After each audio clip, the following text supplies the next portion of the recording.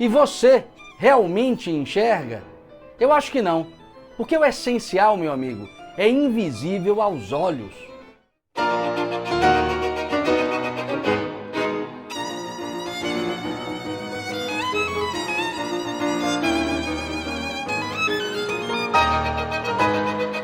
Então, abrindo oficialmente a live de hoje com este tema curioso, arredonde-se, apare as arestas de sua personalidade. O título foi pensado em função de uma reflexão que eu andei fazendo sobre a relação entre o ideal do homem renascentista e a teoria psicológica junguiana. Então, para ilustrar esta relação, para trazer para vocês aqui o desenho que muito bem esboça, muito bem expressa a relação entre este ideal de homem, este ideal antropológico e a teoria de Carl Gustav Jung, para ilustrar, para expressar, nada melhor do que recorrer ao homem vitruviano, que é aquela imagem enigmática, misteriosa, desenhada por Leonardo da Vinci em seu diário. Olhem bem, existe uma relação entre este ideal antropológico surgido lá por volta do século XIV, XV, XVI, quer dizer, por volta do século XIV, mas que se estendeu até o século XVI, na chamada era renascentista, e o que o grande psicólogo, grande psiquiatra Carl Gustav Jung traduziu sobre a psique humana em sua obra. Mas eu não posso deixar, primeiro, de trazer para os que talvez não conheçam a respeito deste ideal renascentista, a respeito do seu conteúdo, eu não posso deixar de trazer aqui o que ele propõe ou para onde ele aponta. O ideal antropológico do homem da Renascença, o ideal de homem renascentista, é o ideal do homem total, do homem universal, do homem pleno, do homem redondo. Daí porque arredonde-se, do homem redondo, do homem com poucas ou nenhuma arestas. É o ideal do homem que, por buscar o desenvolvimento de todas as suas potencialidades criativas, acaba vivendo uma experiência profunda de autocompletude, de autoacabamento, de autoperfeição. Isso fica muito claro quando nós olhamos para os grandes gênios da arte renascentista. Mas qual a relação que podemos estabelecer entre este ideal que marcou o humanismo, que inaugurou a chamada Era Moderna, e o pensamento de Carl Gustav Jung? Claro, como eu disse, vamos à imagem de Da Vinci porque ela é reveladora. Todos nós, de certo modo, conhecemos o homem vitruviano. A expressão talvez não ajude muito, mas se eu explicá-la aqui, se eu tentar esboçá-la aqui, vocês certamente terão esta imagem no horizonte da consciência de vocês. Um homem de braços abertos dentro de um círculo e de um quadrado. Ele é quase uma cruz dentro de um círculo e de um quadrado. Só que suas pernas caminham dentro do círculo, mas também permanecem imóveis dentro do quadrado. É uma imagem, inclusive, que muito bem simboliza a cultura renascentista. Simboliza o antropocentrismo, simboliza o humanismo, simboliza a valorização do homem ou o homem sendo compreendido como medida de todas as coisas. Beleza, professor, mas me explica mais profundamente o que este símbolo nos comunica. Ora, nós temos um homem dentro de um círculo e de um quadrado, respectivamente os símbolos da espiritualidade ou da perfeição e o símbolo da materialidade ou da imperfeição. Círculo representando a espiritualidade ou a perfeição, o quadrado representando a materialidade ou a imperfeição. E o homem está entre essas duas dimensões. O homem é um crucificado entre essas duas realidades. O símbolo do círculo, em todas as tradições filosóficas, em todas as tradições culturais, representa a relação que a consciência tem com o espiritual, o arquetípico, o divino, o atemporal. O quadrado representa ou expressa a relação que a consciência humana tem com a dimensão do tempo, com a dimensão do devir, com a dimensão da materialidade em seu sentido espaço-temporal. Por que, professor, a materialidade é representada sob a forma de um quadrado?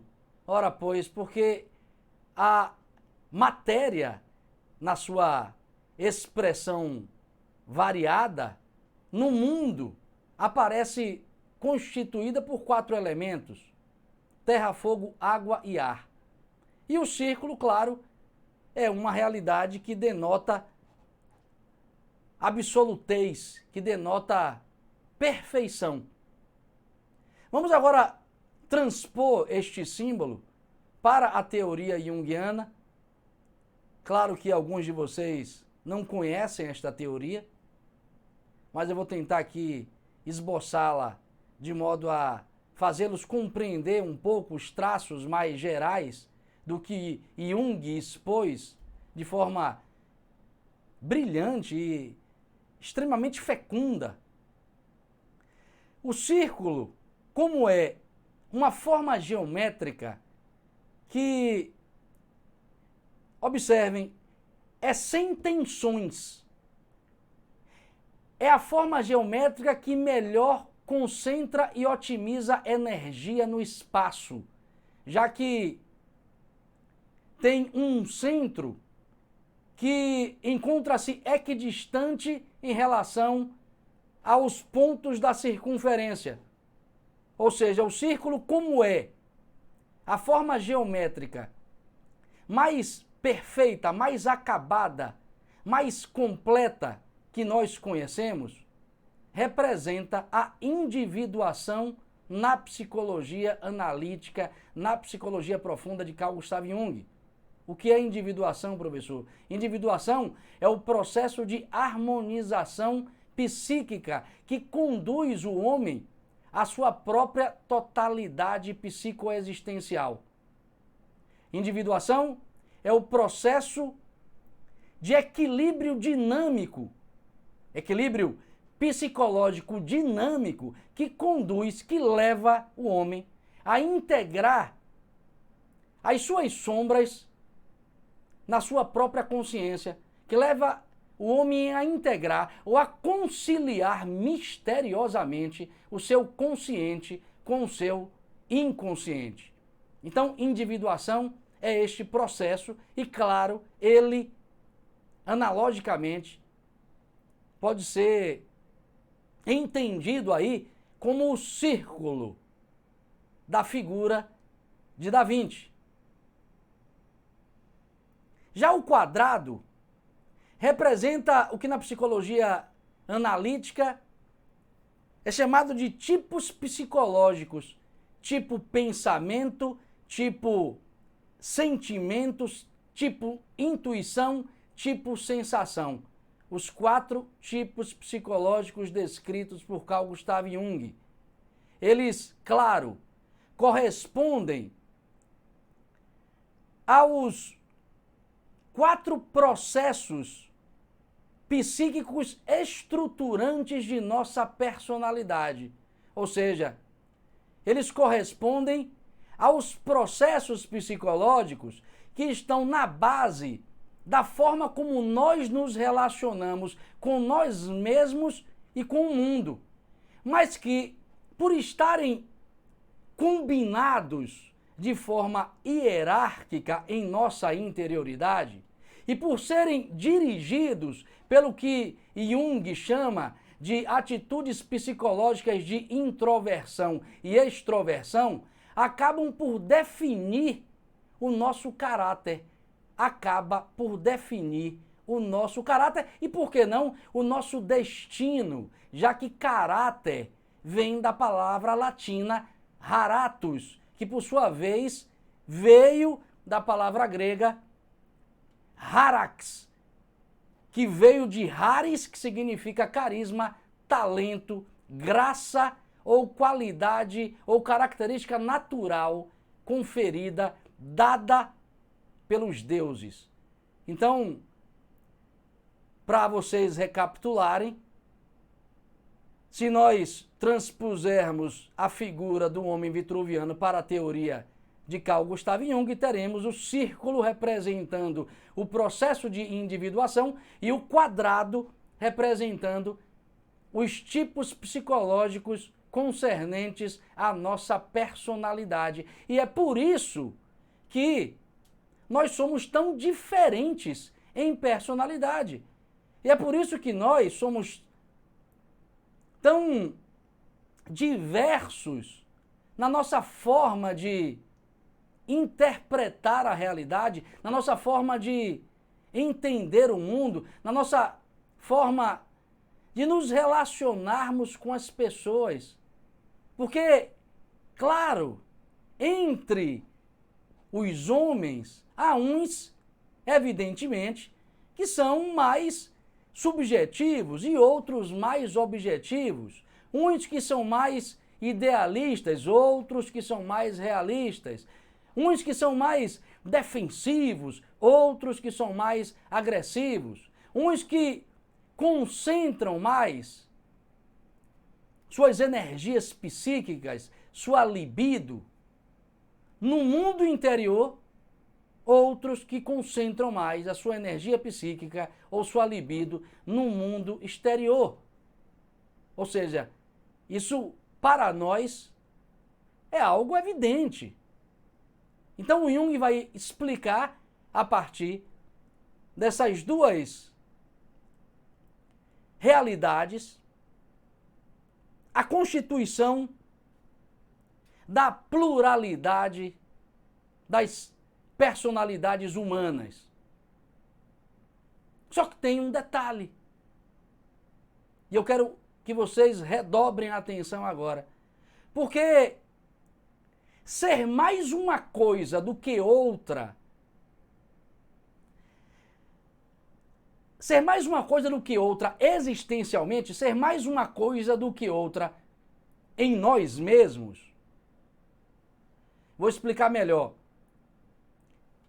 Ter mais domínio de forças e faculdades psíquicas em detrimento de outras, dominar mais algumas possibilidades de ação mais do que outras, ou em detrimento de outras forças, outras potências, outras faculdades, nos causa um certo problema. Repare que todos nós, dominamos em nós mesmos mais umas coisas, umas faculdades do que outras. nós somos mais hábeis, mais destros no manejo de certas faculdades do que de outras.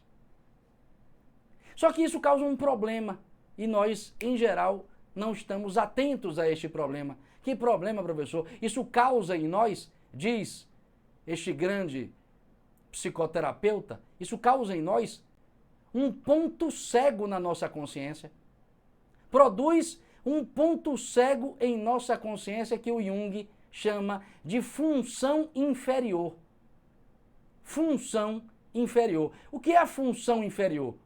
Presta atenção. A função inferior representa em nós aquilo que menosprezamos de nós mesmos.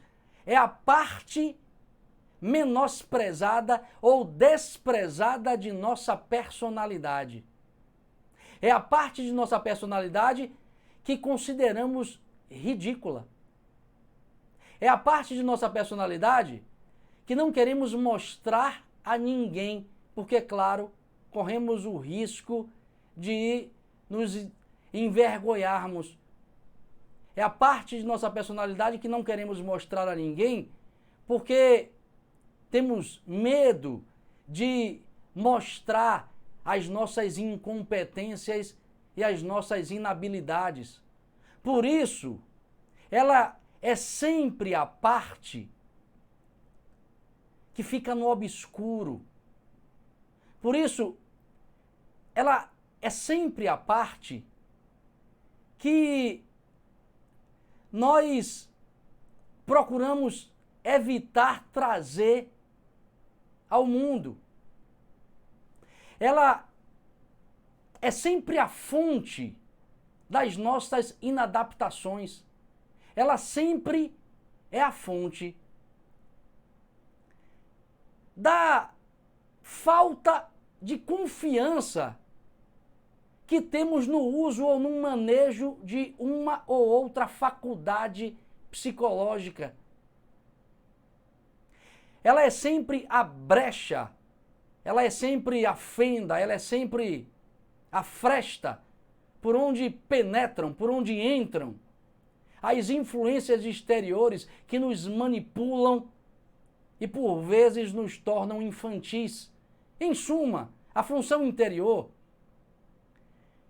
é a parte menos desenvolvida, para falar aqui nas palavras do próprio Carl Gustav Jung, é sempre a parte menos desenvolvida de nossa personalidade e por isso mesmo a parte de nossa personalidade ou a função de nossa personalidade ou a função psicológica nossa mais obscura, mais grosseira, mais turva, para usar as palavras do próprio Carl Gustav Jung. E daí, professor? E daí que tem uma questão extremamente misteriosa em tudo isso. Por quê? Ora, pois, porque por mais que a nossa função inferior seja tudo isso, por mais que nossa função inferior nos cause tantos problemas, por mais que ela seja por vezes um peso, ela é, por paradoxal que seja dizer isso, ela é o elo que nos conecta à nossa totalidade perdida. Ela é o liame, ela é o meio de conexão, o único meio de conexão que temos com o nosso inconsciente ou com a nossa totalidade. Ou seja, a nossa função inferior, ou aquilo que nós desprezamos, ou menosprezamos de nossa personalidade, é justamente aquilo que nos pode conduzir a um encontro mais profundo com nós mesmos. Em síntese, ela é, função inferior, a chave secreta que nos abre por dentro. Ela é a chave secreta que abre as portas do círculo da existência, que abre as portas da nossa própria existência para uma experiência mais universal, mais totalizante, para uma experiência mais próxima da unidade de nossa própria consciência. Por isso, para finalizar, a nossa função inferior é merecedora de toda a nossa atenção. Vocês não vão ouvir isso em lugar nenhum pelos meios convencionais de cultura que vocês dispõem.